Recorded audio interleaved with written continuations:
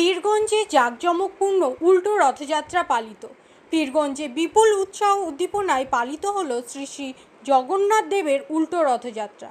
সনাতন বিশ্বাস অনুযায়ী মাসির বাড়ি থেকে শ্রী জগন্নাথ, বলরাম ও দেবী সুভদ্রার নিজ মন্দিরে ফিরে আসার এই পবিত্র ও শেষ দিনটিতে পুরো এলাকা উৎসব মুখর হয়ে ওঠে। উৎসব উপলক্ষে আয়োজিত শোভাযাত্রায় কয়েক হাজার ভক্ত রথের দড়ি টেনে পূর্ণ অর্জন করেন। দূর দূরান্ত থেকে আগত পুণ্যার্থীদের জন্য বিশাল আকারের অন্নকূটের প্রসাদ বিতরণ করা হয়। কোনো প্রকার অপ্রীতিকর ঘটনা এড়োতে সার্বিক আইন শৃঙ্খলা বজায় রাখতে তৎপর ছিল পুকুরিয়া থানার পুলিশ ও সিভিক ভলেন্টিয়াররা। অত্যন্ত শান্তিপূর্ণভাবে শেষ হয় এই বাৎসরিক উৎসব।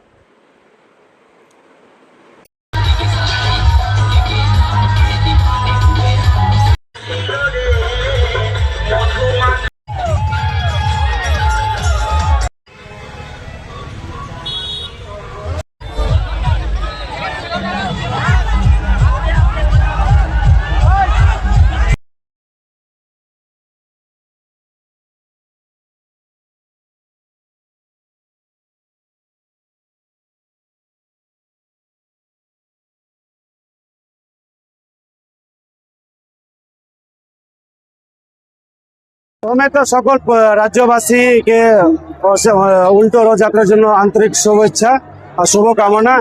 আমাদের মালদা রতুয়া 2 নম্বর ব্লকের পুকুরিয়া থানার অন্তর্গত যে রথযাত্রা যা হলো উল্টো রথ, খুবই ঐতিহাসিক রথযাত্রা হয়েছে। এরকম রথযাত্রা আমরা বিগত সময় দেখতে পাইনি। এর থেকেও আরো মানে আমাদের যেহেতু গভর্নমেন্ট আরো এটাকে উন্নত করে নিয়ে যাওয়ার চেষ্টা করছে, তো আমরা চাইছি আগামী দিনে এর থেকে আরো ঐতিহাসিক হবে।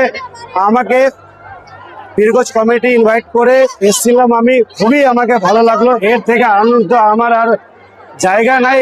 আমার পক্ষ থেকে বা আমাদের সকলের পক্ষ থেকে সকলকে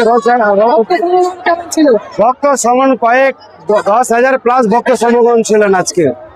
ভক্তদের জন্য অন্নকূটের ব্যবস্থা ছিল, ভক্তদের জন্য মহাপ্রভু ভোগের ব্যবস্থা ছিল। যিনি ভোগ রান্না করেন তিনি স্কন থেকে এসেছিলেন, নিয়ে আসা হয়েছিল।